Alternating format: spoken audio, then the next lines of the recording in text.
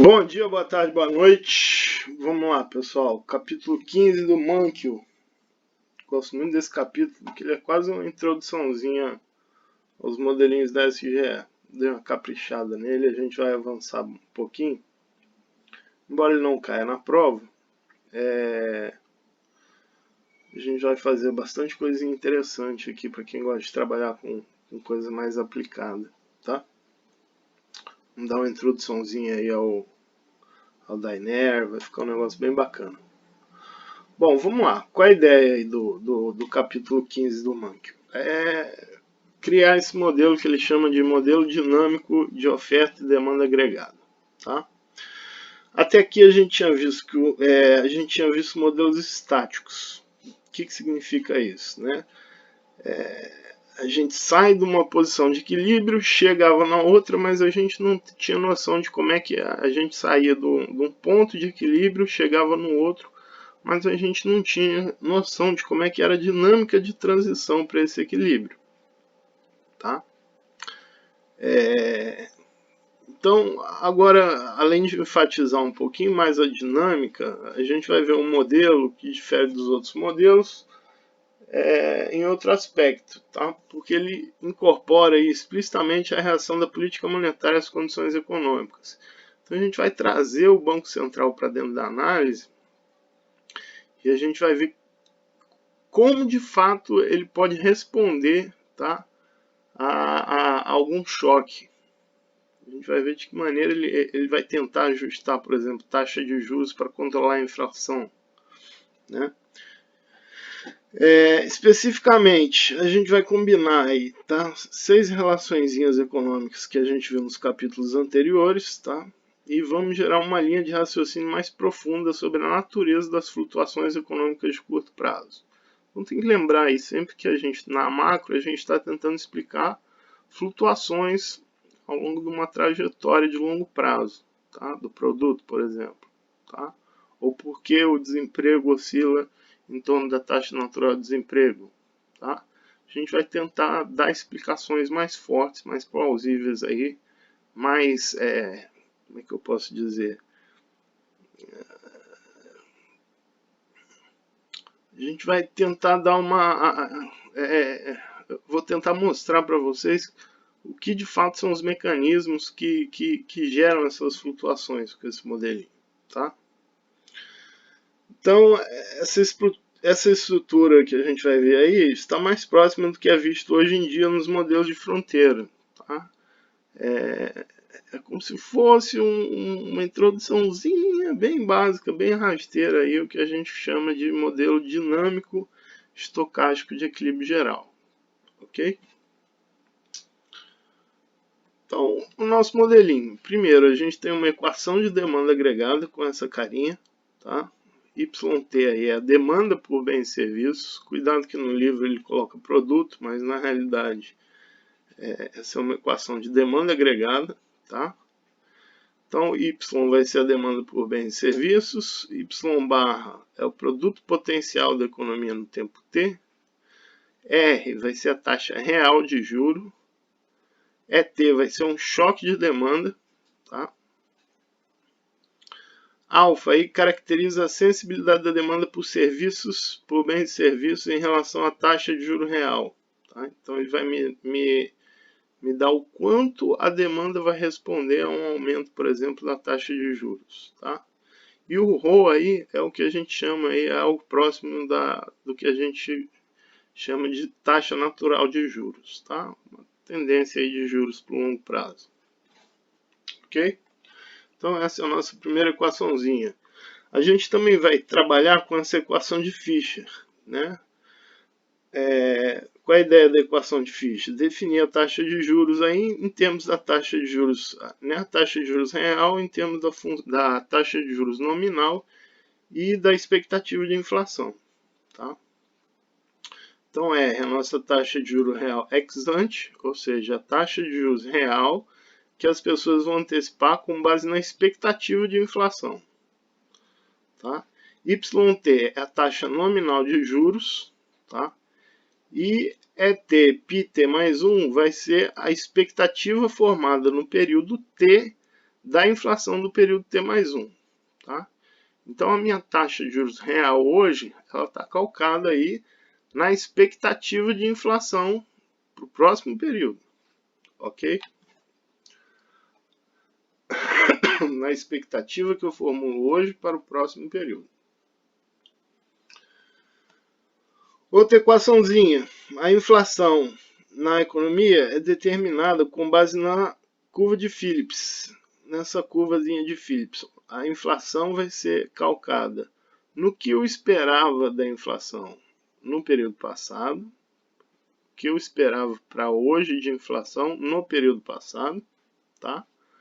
Mais um parâmetrozinho φ, que nos diz quanto a inflação responde quando o produto oscila em torno do seu nível natural, tá?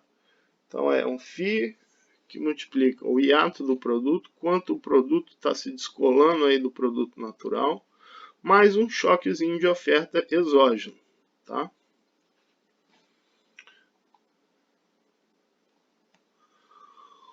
Outra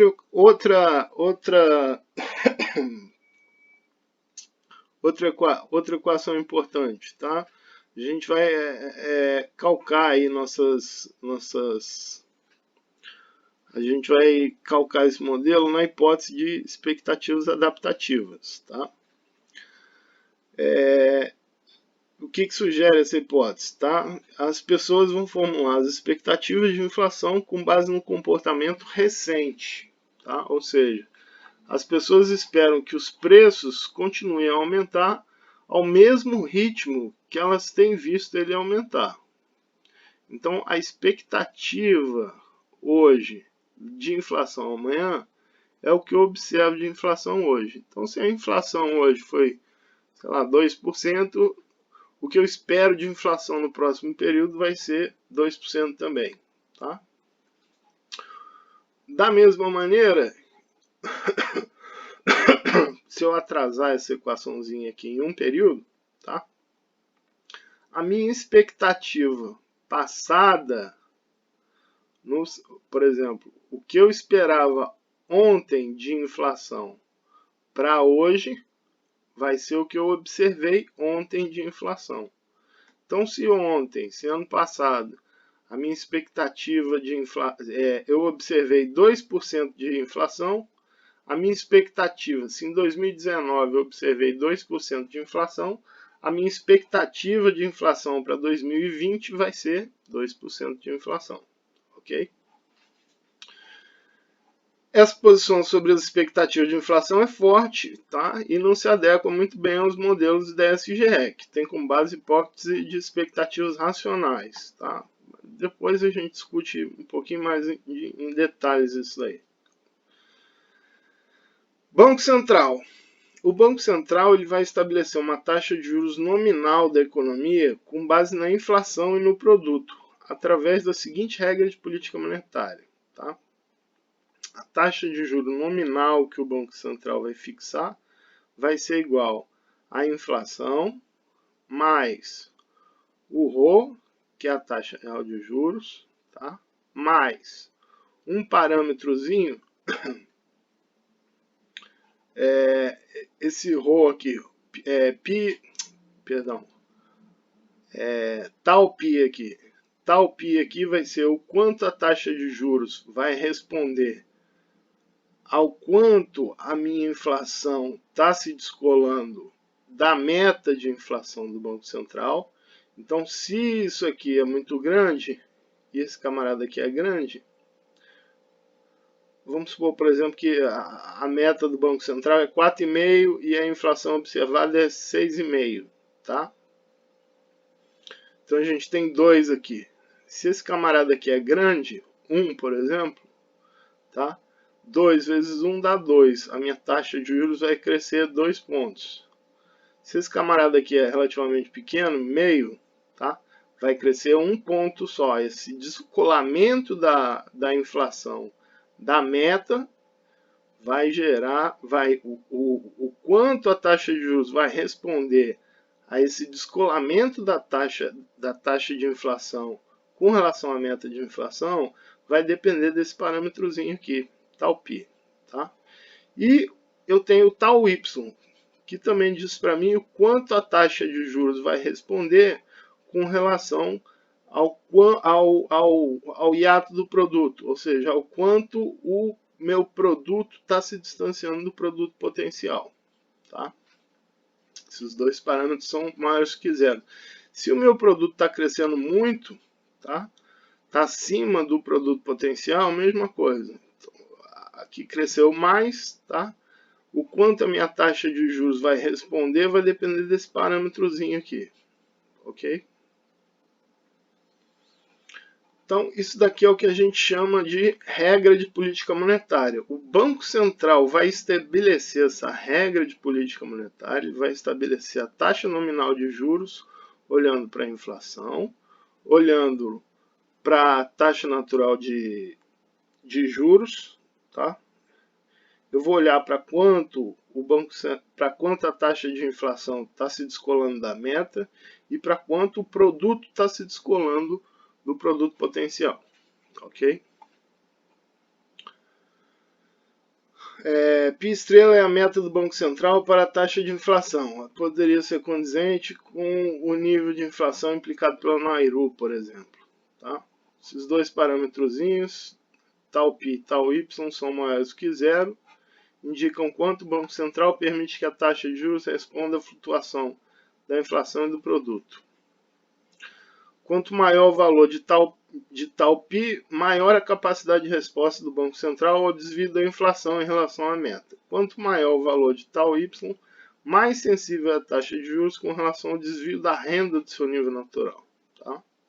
E ρ é uma constante igual à taxa natural de juros. Tá? A taxa de juros real em que, na ausência de qualquer choque, equaliza demanda por bens e serviços e o nível natural de produto. Então a gente tem essas 5 equaçõezinhas aqui, tá? Que vão descrever o nosso modelo oferta agregada, demanda agregada dinâmico, tá? Demanda por bens e serviços, equação de Fischer, curva de Phillips, expectativas adaptativas e uma equaçãozinha de regra de política monetária, tá? Essas 5 equações vão determinar a trajetória das 5 variáveis endógenas do modelo. Então tem o produto, taxa real de juros, RT, inflação, PT, inflação esperada, expectativa de inflação no período seguinte, tá? E taxa de juros nominal. Essas aqui são as nossas 5 variáveis endógenas. A lista a seguir revela todos os parâmetros e variáveis do modelo. Tá? Aqui, ao contrário do Mankell, a gente vai tratar o nível natural de produto e a meta de inflação não como variáveis exógenas, mas como parâmetros, tá? Isso aqui não tem muita diferença em termos práticos, tá? Na realidade, eles são variáveis exógenas, de fato, não são parâmetros, mas matematicamente a gente pode tratar eles como parâmetros, fica mais fácil lá para a gente realizar os cômputos no Dynair, que eu vou mostrar para vocês depois, tá? Em todos esses períodos, as 5 variáveis endógenas são influenciadas pelas 2 variáveis exógenas nas equações. Então a gente tem lá o produto, inflação, taxa real de juros, taxa nominal de juros, expectativa de inflação, choque de demanda, choque de oferta, nível natural de produto, meta de inflação, sensibilidade da demanda por bens e serviços, taxa natural de juro real, sensibilidade da inflação ao produto na curva de Phillips, sensibilidade da taxa de juros nominal à inflação na regra de política monetária e sensibilidade da taxa de juros nominal ao produto na regra de política monetária. Nota que eu estou separando aqui bem direitinho o que é a variável endógena, o que vai ser determinado dentro do modelo, o que são as minhas variáveis exógenas. Vão ser basicamente os choques que eu tenho, choque de demanda e choque de oferta. E o restante, eu tenho diversos parâmetros do modelo. Tá? Esses parâmetros do nosso modelinho vão ter valores fixos. Tá? São parâmetros estruturais. Então a gente vai ter um valorzinho fixo para ele. A gente vai dar um choque no nosso modelo, vamos alterar aqui essas variáveis exógenas e a gente vai ver de que forma essas outras variáveis aqui importantes para o nosso modelo vão se alterar, ok? Eu preciso de um equilíbrio nesse modelo, um modelo de equilíbrio, tá? Por que eu preciso desse equilíbrio? Eu preciso saber, eu estou saindo de um ponto, eu vou chegar num outro ponto, a gente vai ter noção da dinâmica, dessa trajetória dinâmica, de como é que eu saio de uma posição de equilíbrio, mas eu preciso ter um equilíbrio no final. Se eu não tiver um equilíbrio, vamos supor que eu dou um choque aqui nessa curva de demanda agregada, tá? E ela tem que parar em algum lugar. Se ela não parar em algum lugar, ela vai se movendo aqui indefinidamente e a nossa análise perde qualquer sentido. Eu não consigo mensurar qual é o efeito da inflação aqui, por exemplo. O nível de preço vai subir indefinidamente conforme essa demanda agregada aqui for avançando. Então a gente precisa sair do equilíbrio inicial e chegar no equilíbrio final, ok? Como é que a gente vai descrever esse equilíbrio? Primeiro, esse equilíbrio representa o estado normal em torno do qual a economia flutua. Tá? Ele ocorre quando não há choques, ou seja, se aquele ET e aquele VT são iguais a zero e a inflação está estável. Se não há choque na economia e a inflação está estável, eu vou ter uma condição de equilíbrio, ok? A gente pode usar um pouquinho de álgebra nas equações anteriores para mostrar o seguinte, que o meu equilíbrio de longo prazo, no equilíbrio de longo prazo, o meu produto vai ser igual ao produto potencial. Isso não é difícil ver. Vamos voltar aqui só na primeira equaçãozinha. Se esse choque aqui for igual a zero, e se a minha taxa real de juros for igual à taxa natural de juros, isso daqui também zera, e o meu produto vai ser igual, a minha oferta ou demanda agregada vai ser igual ao produto potencial. Tá? A taxa de juros real vai ser igual à taxa natural de juros, equilíbrio. Tá? A minha inflação vai ser igual à meta de inflação. Então, no longo prazo, a inflação vai convergir para a meta. A minha expectativa de inflação em T mais 1, lembra da hipótese de expectativas adaptativas. A minha expectativa de inflação em T para T mais 1 ia ser PT. É isso? Agora, quem é PT? PT vai ser igual a meta de inflação no longo prazo. Então, isso daqui tem que estar valendo. Tá? E a minha taxa nominal de juros vai ser igual à taxa natural mais a expectativa de inflação, que é justamente a expectativa de inflação vai bater com a meta de inflação lá na frente. Tá? O equilíbrio de longo prazo dessa economia pode ser descrito da seguinte forma. A produção e a taxa de juros real são seus valores naturais. A inflação e a inflação esperada equivalem à meta da taxa de inflação. E a taxa de juros nominal é igual à taxa natural de juros mais a meta de inflação. Os valores de longo prazo dessas variáveis reais, tá? Produto e juros reais, são completamente desvinculados de variáveis nominais. Então aqui não tem nenhuma variável nominal e a taxa de juros real também aqui não tem nenhuma variável nominal, tá? Assim como a taxa de juros nominal, que é estipulada pelo Banco Central. Tá? Isso reflete o que é conhecido por dicotomia clássica, ou seja, as variáveis reais da economia, como produção e emprego, são determinadas independente de variáveis nominais. Tá? Então não tem nenhuma variável nominal afetando aqui as variáveis reais, produto real e taxa de juros real. Ok? Muito bem. A gente quer fazer uma análise do modelo oferta agregado no curto prazo. Vamos tomar o produto e ao invés do nível de preço, vamos tomar a inflação. Tá? Vamos amarrar aí uma relaçãozinha entre essas variáveis com base nas 5 equações que a gente viu. Vamos pegar a curva de Phillips, tá? Essa aqui é a nossa curva de Phillips, tá? Atrasando a equação das expectativas em um período, essa aqui é a minha equação de expectativas adaptativas. Se eu atrasar ela em um período, eu tinha mostrado isso aqui para vocês. A expectativa em T-1 de PT vai ser igual à inflação passada. Tá? Então, quanto eu espero de inflação para hoje é o que eu observei de inflação no passado.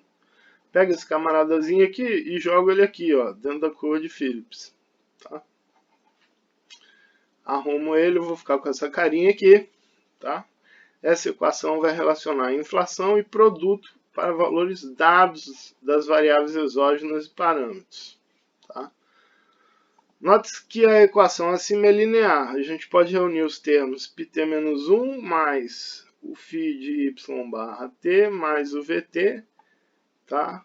A gente reúne esses termozinhos aqui todos dentro do que eu quero. Lembrando aqui, né? Aqui a gente tem sempre preço. Pensa num diagrama de preço e quantidade. Quem é o meu preço aqui? Vai ser a inflação, na realidade, tá? E a quantidade vai ser esse produto. Então, essas duas variáveis aqui que são chave para mim aqui, tá? Então, aqui nesse esquemazinho, esse camarada aqui é observado. Então, é um parâmetro para mim, ele já tem um valor. Produto potencial também é um parâmetro. Isso daqui é um choque. Eu junto esses três aqui, eles vão me dar um coeficiente linear, tá? E esse coeficientezinho φ aqui vai me dar um coeficiente angular aqui, tá? No plano πy, ok? Então a gente vai ter uma curva de oferta agregada dinâmica, ou OD, tá? O φ é maior do que zero, então conforme aumenta a inflação, conforme aumenta o y, esse camarada aqui é maior do que zero, conforme aumenta o y, maior vai ser a minha inflação. Tá? Então o preço está respondendo positivamente. Preço e produto tem correlação positiva, isso está me dando uma reta com carinha de oferta. Tá? Então essa é a nossa curva de oferta agregada dinâmica. Tá? Ela é positivamente inclinada. Próximo passo, a curva de demanda agregada dinâmica. Vamos juntar aí duas curvas que determinam o equilíbrio de curto prazo na economia. Vamos pegar aí a demanda por bens e serviços. Tá? Nossa primeira equaçãozinha do modelo. Vamos encontrar uma função que tem apenas inflação e produto como variáveis endógenas. Então já tenho aqui produto, quero jogar inflação aqui dentro. Tá? O que eu posso fazer? Eu posso tirar aqui, por exemplo, essa taxa de juros real aqui. Quem é esse camarada aqui? Pego ele aqui a partir da equação de Fischer, ó, RT vai ser isso daqui, jogo isso aqui dentro no lugar do R da equação. Então vai ficar YT menos ET-1 menos a taxa de juros real. Tá? Isso aqui era o meu RT na minha equação anterior. Vou usar agora a equação de expectativas adaptativas. Quem é esse camarada aqui? Consigo tirar ele? Esse camarada aqui é justamente PT. Tá? Então joga ele aqui dentro também, PT. Então essa daqui vai ser minha nova equaçãozinha. Posso tirar mais alguém? PT aqui.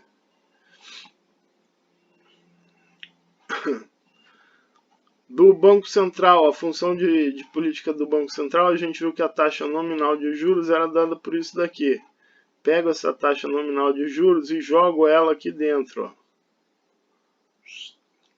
Quando eu jogo ela aqui dentro, dou uma organizada nesse negócio, eu vou ficar com essa carinha aqui. Tá?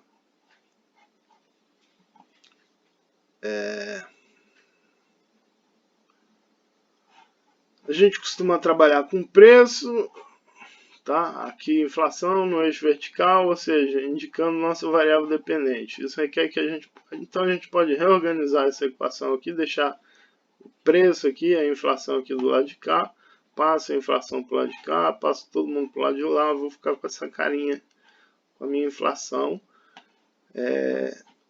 Inflação, isso é parâmetro,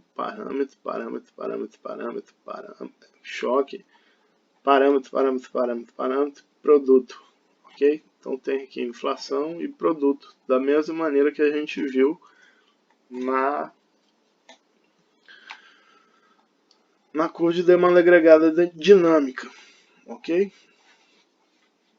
Essa equaçãozinha aqui vai ser a nossa curva de demanda agregada dinâmica. A primeira era a curva de oferta agregada. Essa aqui é a nossa curva de oferta agregada, tá? Φ é positivo, então a inflação está, correlação entre inflação e produto positiva, indicando curva de oferta agregada. E aqui a gente vai ter uma curva de demanda agregada. Esse parâmetro, tudo isso aqui, ó, tal π, tal y, alfa, tudo positivo, mais um com esse sinalzinho negativo, inflação aqui, produto respondendo correlação negativa, tá dando uma ideia de curva de demanda agregada aqui, tá? Então todo esse termozinho aqui vai ser o que? Todo esse termo aqui vai ser o meu coeficiente linear, tá? Eu tenho uma reta aqui também, eu posso reunir esses termos todos. Isso daqui vai ser o meu coeficiente linear, isso daqui é o meu coeficiente angular, tá? Quem não estiver enxergando isso aqui, quando eu botar no gráfico vai enxergar direitinho. Ok? Por ser negativo, o segundo termo garante que a demanda agregada dinâmica é negativamente inclinada, como prescreve a teoria, assim como a oferta agregada dinâmica. A gente está tomando como dado aí a meta de inflação, o produto potencial, choque de demanda, tá? Ou seja, todos esses parâmetros aqui, isso é parâmetro, isso aqui é a variável exógena, tá? Isso tudo está dado para mim, ok? Ou eu não sei o que é choque, né? O que de fato vai se alterar aqui. Ou a gente pode ter alguma alteração aqui na meta de inflação, ou o produto potencial da gente pode se modificar por causa de alguma coisa, ou a minha economia pode observar aqui um choque de demanda, tá? A curva de demanda agregada, ela possui inclinação negativa, pois quando a inflação sobe, o Banco Central segue a regra de política monetária pré-definida e responde aumentando a taxa nominal de juros. Como a regra sugere que o Banco Central deve sempre levar a taxa nominal de juros acima do aumento da inflação, a taxa de juros real também sobe. Esse aumento da taxa de juros real reduz a demanda por bens e serviços. Assim, o mecanismo de ajuste assegura que um aumento da inflação leva a uma queda na demanda por produtos, ou seja, ele faz com que a demanda agregada dinâmica seja negativamente inclinada, tá? Então, esse mecanismo todo se dá por conta da reação do Banco Central à inflação, ok? Então, basicamente, o que a gente tem é isso aqui, ó. Eu tenho uma curva de oferta agregada, tá? Quem é aqui o meu coeficiente linear? Vai ser a inflação. Deixa eu colocar aqui as duas equaçõezinhas, né? No caso da demanda agregada, eu tenho πt aqui e yt, tá? Π aqui e y aqui. Demanda agregada. Quem é o meu coeficiente linear aqui? Vai ser todo esse camaradazinho aqui, tá? Meu coeficiente angular vai ser esse aqui, inclinação negativa, tá?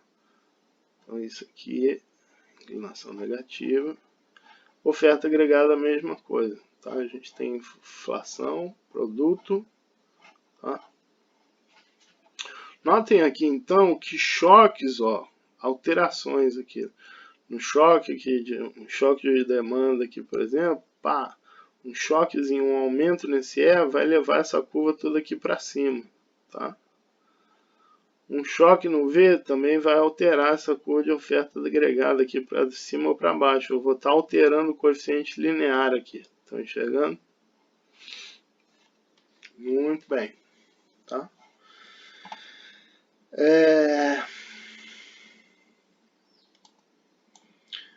Então, note que inclinação positiva na meta de inflação, produto potencial e o choque de demanda deslocam a curva DAD, a curva de demanda agregada, para cima.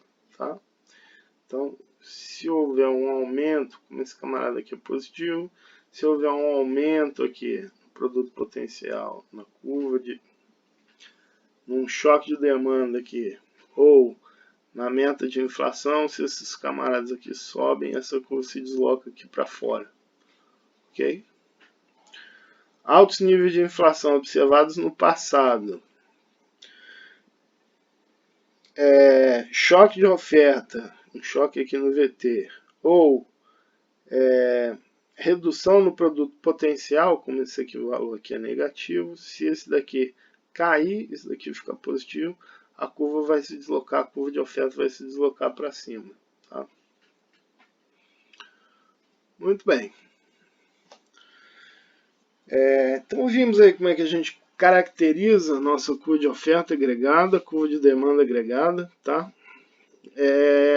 Como a gente já havia dito, a gente precisa de equilíbrio nessa economia, tá? Posições de equilíbrio podem ser vistas nos pontos onde essas duas curvas se interceptam. Eles requerem que as variáveis exógenas e pré-determinadas sejam inicialmente dadas para o economista, tá? Também é importante notar que, mesmo distante do produto natural, ou seja, mesmo quando o meu produto está se descolando aí do produto natural, a gente ainda tem condição de equilíbrio, ok? Eu posso ter um produto natural aqui, por exemplo, um Y barra aqui, ok? E uma posição de equilíbrio aqui, onde Y é menor do que o Y barra, tá? No longo prazo, embora a gente deva reconhecer que o Y vai convergir para o Y barra, no curto prazo não há por que essa condição seja atendida. E ainda assim, sempre teremos equilíbrio no curto prazo quando as curvas de demanda agregada e oferta agregada se cruzarem. Tá? Então, o que a gente tem? Uma curva de oferta agregada, uma curva de demanda agregada, tá? Equalizando essas duas equações, a gente tem a seguinte condição para o produto de equilíbrio. Tá? Isso aqui é π, isso aqui é π, então é igual essas duas equaçõezinhas. A gente vai ter esse catatal todo. Vamos manipular isso aqui. Tá? Joga produto aqui para o lado de cá. Eu quero produto de equilíbrio. Então jogo tudo que tem produto para o lado de cá e o resto para o lado de lá. E divido todo mundo por esse componentezinho aqui. Tá? Então a gente vai ter esse camaradazinho feio aqui, ó. A posição de equilíbrio do produto será dada por isso daqui. Tá? É importante vocês notarem que agora, nesse primeiro passo, quando eu equalizei esses dois, eu sumi com a inflação, que era a minha variável endógena. Tá? E depois resolvi para o produto. Tá? Então agora aqui, eu só tenho parâmetro desse lado aqui dessa equação. Choque e parâmetro, tá? Isso é um parâmetro, isso é um parâmetro, parâmetro, parâmetro, parâmetro, parâmetro. Observado, já vi no passado, é um parâmetro, parâmetro, parâmetro e choque, tá? Então agora a gente vai ver como é que esses choques vão afetar o meu produto de equilíbrio. Eu tenho uma lei de movimento aqui para o meu produto, dado o que pode acontecer. Se eu der um choque nessa economia, agora eu sei como é que o meu produto real vai responder dentro dessa economia. Tá?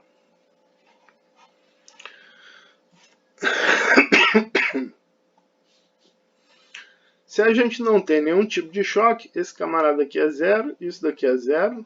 Tá? Se o Banco Central ajustar, então isso aqui zerou esse termo. Se o Banco Central ajusta a meta de inflação de acordo com a inflação passada, então esse camarada aqui vai ser igual a esse, isso daqui zero, um componente misturando 0 mais 0 é 0, tá? E o meu produto vai ser igual ao produto potencial, ok? Embora a condição π' é igual a π t menos 1, é bastante simplista. Por quê? o Banco Central não tem dificuldade nenhuma em ajustar a meta de inflação olhando para a inflação passada. A inflação passada foi 2 pontos, foi 2%, a meta de inflação esse ano é 2%. Tá? O Banco Central não tem dificuldade nenhuma em ajustar essa meta de inflação. Tá?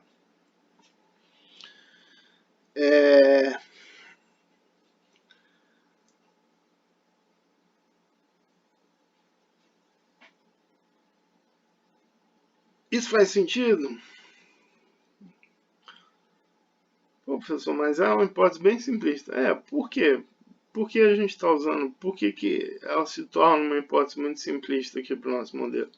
Por causa da hipótese de expectativas adaptativas que a gente está usando. Tá? Essa equaçãozinha aqui também sugere para a gente que são choques e o diferencial entre a meta de inflação e a inflação observada no passado é que vão gerar oscilações no produto em torno do produto potencial da economia. Tá? Então, quanto esse camarada vai estar acima ou abaixo disso daqui, do produto potencial, vai depender desses dois termozinhos aqui. Tá? Ou seja, de quanto a meta de inflação está superior à inflação observada no passado e do tamanho desses choques ET e VT. Ok? Isso aí é que vai fazer, isso é que vai gerar, então, as flutuações em torno do produto potencial. Tá? Vamos encontrar a inflação de equilíbrio no curto prazo. Tá? Para isso, vamos substituir o produto de equilíbrio na equação de demanda. Então eu pego aquele produto YT que a gente achou aqui e jogo ele dentro de uma dessas duas equaçõezinhas aqui, ó. Ou aqui ou aqui. Tá?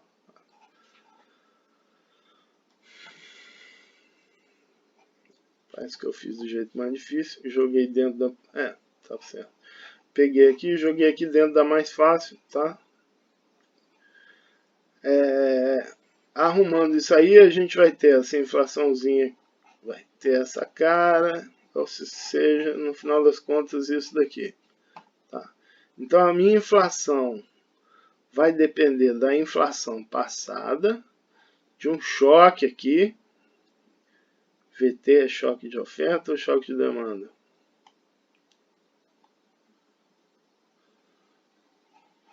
VT, V, demanda.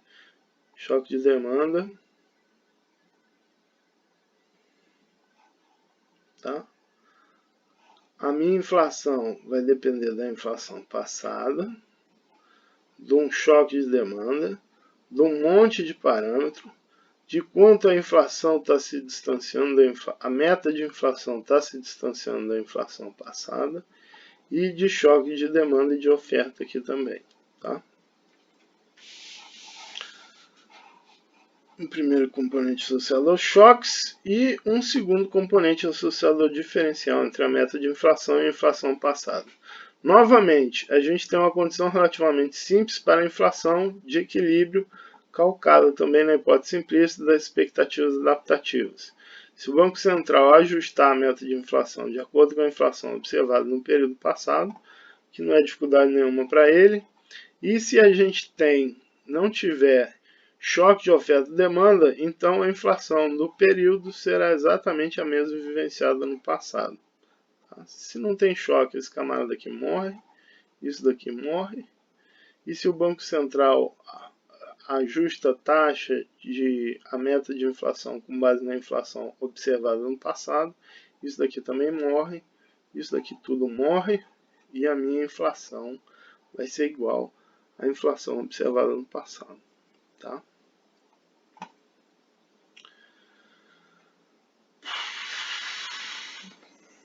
Embora calcado nessa hipótese de expectativas adaptativas, o modelo introduz uma questão importante para qualquer análise macro, tá? Que é a ideia de dinâmica.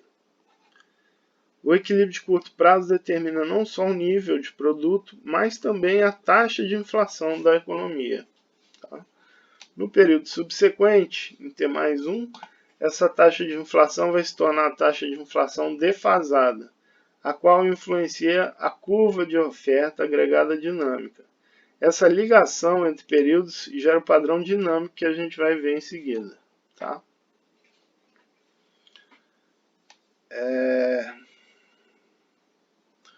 O produto no período T, né, YT, está ligado ao produto no próximo período, YT mais 1, por meio das expectativas sobre a inflação. Tá? Expectativa de inflação em T mais 1. Então, o choque no período T vai afetar a inflação no período T, o que por sua vez afeta a inflação que as pessoas esperavam para o período T mais 1 e assim por diante. Então, a inflação esperada no período T mais 1, por sua vez, afeta a posição da curva de oferta agregada dinâmica nesse período, o que afeta a produção e a inflação no período T mais 1, que afeta a inflação esperada no período T mais 2 e assim por diante. Tá? Então, o fato da gente ter essa expectativazinha de inflação aqui jogada para frente, vai introduzir dinâmica no nosso modelo, ok? Para simplificar a notação, o equilíbrio do modelo no curto prazo pode ser escrito conforme a equação a seguir. Tá? YT igual a Y barra mais um beta, esse diferencial aqui entre a meta de inflação e a inflação observada no passado, e uns termos em erro. Tá? E o meu PT vai ser igual a PT menos 1, mais VT, choque de demanda, mais um beta e o diferencial aqui de equação, tá? O diferencial aqui entre a meta de inflação e a inflação observada no passado, e um termozinho aqui de choques, tá? T aqui, esse pertence T aqui, vai ser T sobre alfa πn, e o beta vai ser esse camarada todo aqui, tá? Muito bem, é isso, pessoal. Então, nesse capítulo a gente caracterizou o equilíbrio, tentou fechar ele direitinho, formulamos um modelo de oferta e demanda agregada dinâmico. Tá? Próxima aula aí a gente vai entrar com a parte do Dyner. Tá? Para o Dyner eu vou precisar ou do Octave ou do MATLAB. Tá? O Julia também hoje em dia já está rodando o Dyner, só que precisa de um pouquinho mais de cautela. Então, quem quiser já ir adiantando aí, baixa o Octave. O Octave é gratuito. O MATLAB é pago. Tá? Quem tiver outros meios aí, tudo bem. Mas a gente tem o Octave, que é uma versão gratuita do MATLAB, e ele roda o Dyner também. Próxima aula eu vou ensinar vocês a rodar esse modelinho direitinho. Tá? É Wilson.